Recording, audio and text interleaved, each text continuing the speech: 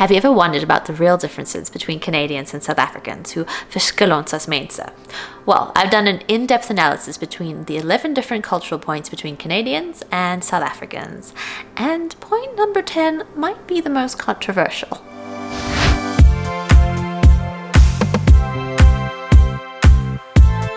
Okay, so when it comes to arts and culture and sports, I would say that Canadians are just as sports crazy as South Africans. South Africans are really focused on their cricket and rugby, and in Canada it's ice hockey and ice hockey. Okay, I joke, there are other smaller sports that also have emphasis in more northern climates, but I would definitely say if you listen in and you're into sports, you're going to be able to connect to a sporting culture in Canada and in South Africa. When it comes to performing arts and the arts in general, I would say that Canada has a leg up for sure. I'm not saying that South Africans are like without culture. Like two of my favorite plays, like Pamela Ginn's The Syringa Tree and Yale Farber's Miss Julie, are like my top plays for life. But because Canada just has really great structure of federal, provincial and municipal funding for the arts and for artists, you just have more artists creating work, and that means that's performing arts, but then also just like the film industry. And I mean, Alberta used to be not great at this, but in the last couple of years they have changed their tax credit industry, and that has allowed for more productions to come out this way. Some of them are high art producing work, and then a lot of it is just, you know, the stuff that you see on Netflix and regular shows. But because you just have more support, and because it's thought of as an industry and people are just producing more, you just see a lot more of the performing arts. You see people producing more, and because they produce more, they eventually produce some really cool, interesting things that make it across the world. So I do think Canada has a leg up on South Africans on investing into the arts.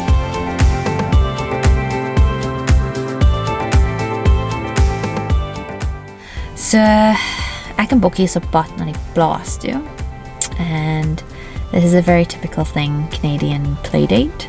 So a friend of mine invited me and her baby and my baby to go to a farm and to hang out. And this is something that's like very Canadian, is that they're planners.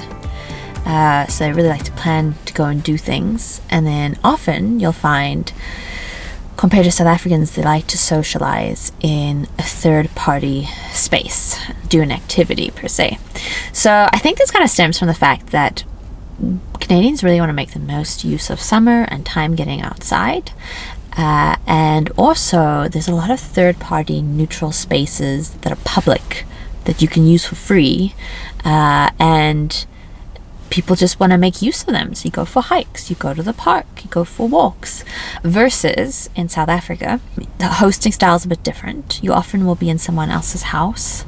Also, when you host, South Africans will be the ones who do a lot of things for you. Canadians more casual. They'll just grab things out of the kitchen if they need. South Africans, because it's not safe, and because there aren't as many open public spaces for you to use safely, you just don't go out as much. You kind of have people come over to your house. So those would be like the top main differences that you can expect to experience in Canada versus South Africa.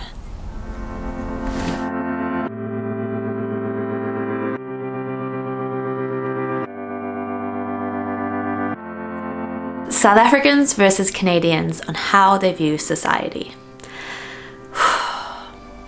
In Canada, there is more socialism, and in South Africa, there is more individualism and focus on endeavors by collective groups, cultural groups in society. In Canada, there's a lot more social services available to everyone. I'm going to do a separate video on all of those and get into depth to that, but in Canada, there's an incredible social services like Your public libraries are incredible. It's not just about getting books, it's about education and allowing people access to the internet and to different opportunities. You have rec centers, which are affordable places for people to exercise. They have mental health. Their arts and culture, you can have access here in Alberta. There's like even opportunities if you can't afford to watch plays, there's a subsidy program. You can go and you can participate in that. If you wanted to put your kids into a program but there just wasn't finances for it, most places would have some sort of grant available to do that.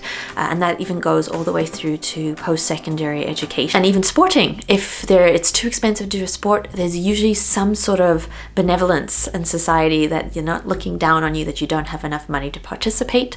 It's okay. We want everyone the opportunity to participate. In Canada, this fundamental idea that we all have the equal opportunity and access as like the base structure of the society, which unfortunately just isn't the case in South Africa for economic reasons. Realistically, South Africa just has greater inequality and it's divided among racial lines, just to be honest, and you don't see that in Canada. In Canada, there's this emphasis of actually not dipping below the poverty line. The government is set up for that. There are so many social programs to try and help people from having that happen. And unfortunately, just in South Africa, because of the distribution of wealth, of the immense amount of poverty, the lack of education, and just how economies work, there is just staggering poverty in comparison to Canada. It's so heartbreaking for me to think about the differences, because I think if there are so many South Africans, if they were just given the opportunities that are available in Canada, it would be a completely different world for them. When it comes to South Africans and trusting the system and national pride, what a topic. Okay, I'm going to say it. South African systems are essentially broken and there is a lot of mistrust. So you can easily see a lot of bribery that happens when people try to creatively circumnavigate the system, versus in Canada there is so much more trust in the system that you're not going to see your local official being bribed. That is only reserved for the highest level of government. And yeah, that's one of the major differences. There's a downside to the systems being so great in Canada, and it is that there's almost an unwavering lack of questioning and critique of the system. So some things become impractical and illogical, but it's the way we do it in the system. And an example of this is I had finished my one degree and I was transferring credits to another degree, and they were the same core fundamental classes, but they were under different names, and I had to go to 3 different advisors. And all of them, the 3 said no to me, no. You have to repeat all these courses to be able to get the credits. And I was just like, you've got to be kidding me. Like, I am not spending 6 months to a year repeating this stuff. I already have just done it with 1 degree. And I finally found an advisor who understood logically what I was explaining. She was like, oh yeah, sure, check, done. Saved myself 6 months to a year of work. And that was a Canadian working in the Canadian system. There's a whole other video about South Africans trying to work into the Canadian system with outside credits. But the point is, because there's this lack of questioning the system where it's like, it has to like fit into this box and then yes, it's almost like there's this lack of creativity. En in Suid-Afrika heb ek 'n boer maak 'n plan. Jy doen iets om dit te laat werk. And in Canada it's just like, no, it doesn't fit. And you really have to state your case to be able to move something forward and persist, or you end up having to try and fit into the system. And those are some major differences. National pride. Patriotism, when it comes to that topic, you would imagine that South Africans are like the most proud people in the world compared to Canadians. But I would say that Canadians are actually quite proud of their country as well. They are just more reserved about it. It's just their British roots coming forward. And I would generally say that overall, as a statement about Canadian pride, And then I would say in the last year, things have really shifted a little bit. I think Canadians used to have an immense pride of being a peacekeeping nation, one that didn't create storms unnecessarily and get people upset.